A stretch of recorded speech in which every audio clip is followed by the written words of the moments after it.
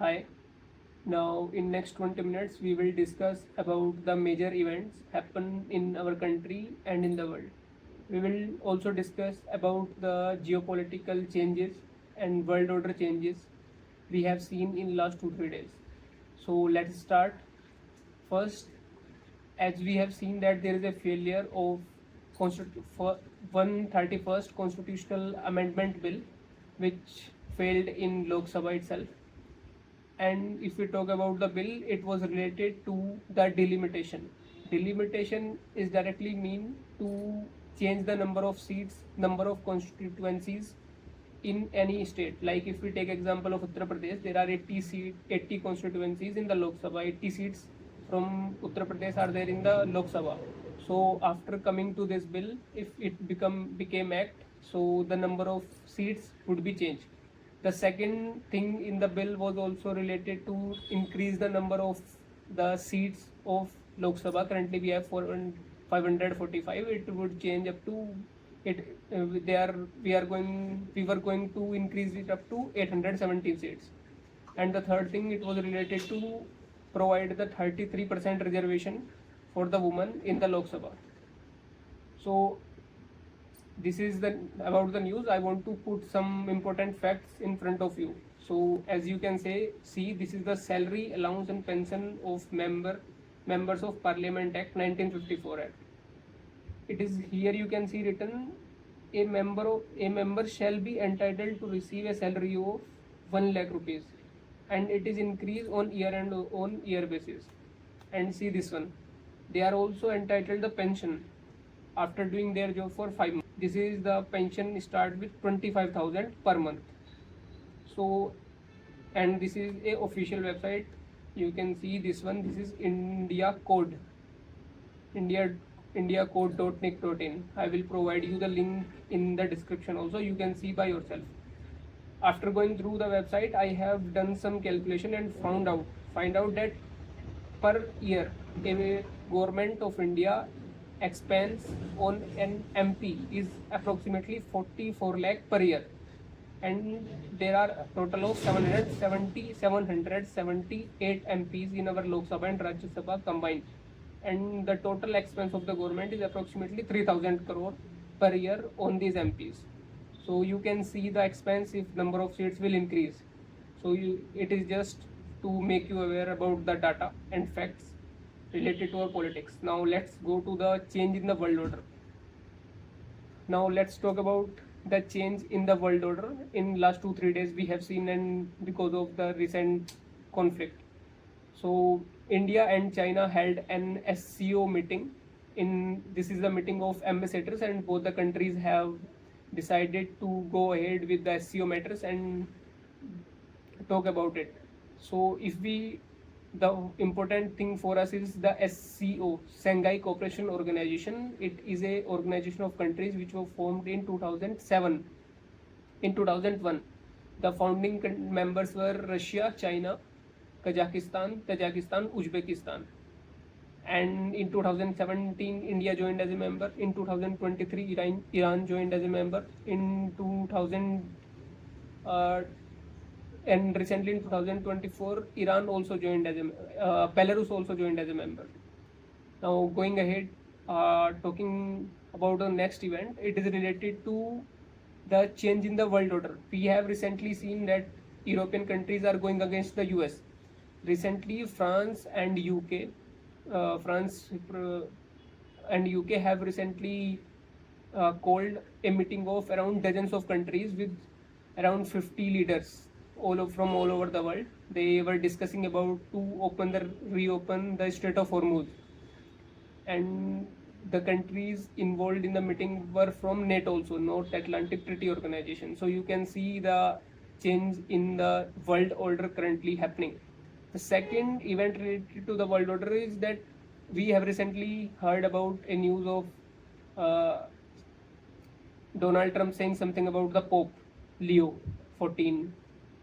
The main issue was behind that. The Pope said after the starting of the war on the 1st March and 2nd March, he said that this war is he commented something about the war, and also the Pope commented on a comment by the Donald Trump, in which Donald Trump said that he will remove the he will destroy the civilization. So Pope said against it that it's totally uncertain, and uh, basically he said that it's not right.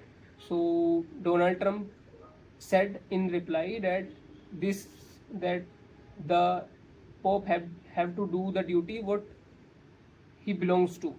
Don't become a politician, become a good Pope. So it was related to that. So this is the second fact, that Donald Trump is not only going against the countries, Islamic countries, but also against the, like, fighting against the other civilization and itself also, because the Catholic Church Pope Leo 14 is also from US. Now going ahead, second thing, if we see that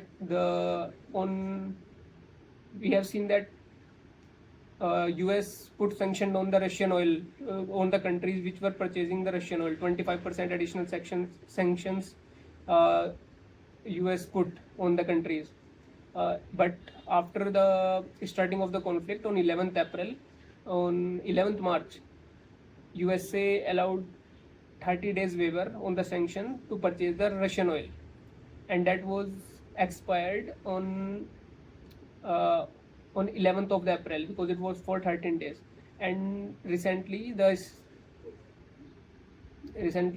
2 days on 2 days before, on 16th of April, Treasury Secretary of USA said that we are not going to increase this waiver on the sanctions. But after 2 days of this saying this statement, on 17th of April, US Treasury Secretary again said that we are going to increase the waiver on the sanctions for next 30 days. So this means till 17th of May, again countries can purchase the Russian oil like back before the Russia-Ukraine war. And as we know that Donald Trump belonged to the Republicans, so Democrats party in the Senate opposed this move of the Donald Trump and the Republicans, and they said this we are doing this and funding the Russia-Ukraine war, funding the Russia against the Ukraine war. And we have recently seen that the President Vladimir Zelensky, the president of Ukraine, also said this in different meetings, that allowing the Russia to sell its oil to other countries, you are funding to Russia against the Ukraine. So, and talking about next about the Strait of Hormuz, so we have seen that recently the ceasefire maintained for 10 days between USA and Iran, USA, Israel and Iran on the Strait of Hormuz. And when the 10-day ceasefire was applied, Iran said that we are going to open the Strait of Hormuz for all the countries, but USA said we are going to block it till the deal signed finally. So after 2 days, on 17th April, again Iran said that we are again blocking this Strait of Hormuz because we are not going to open it conditionally. And again the Strait of Hormuz is closed again. There were around 22 ships which route back to the Gulf again because they were not allowed. Iran also attacked a oil tanker as per the UK, but there is not confirmed that what was the origin of that oil tanker. The next news about the yellow line. So we have seen that when Israel attacked the Gaza and the ceasefire was started at 10th of October. So it created a yellow line in the Gaza, and that separated the land which is occupied by the Israel and the land which is occupied by the Hamas in the Gaza. So the same way Israel said that we have demarcated a yellow line in the Lebanon also. And because we know that in the Lebanon And in the Lebanon, the south part of the yellow line, south part from the yellow line, that is in the southern Lebanon, it is occupied by the Hezbollah. Hezbollah is a organization which is backed by the Iran. This is an Islamic organization, and it is considered a terrorist organization by the Israel, that is Hezbollah. And north of this yellow line into the Lebanon, the part is belong to the Hezbollah. Is part belong to the in the north side of the yellow line. The part is belong to the Lebanon government.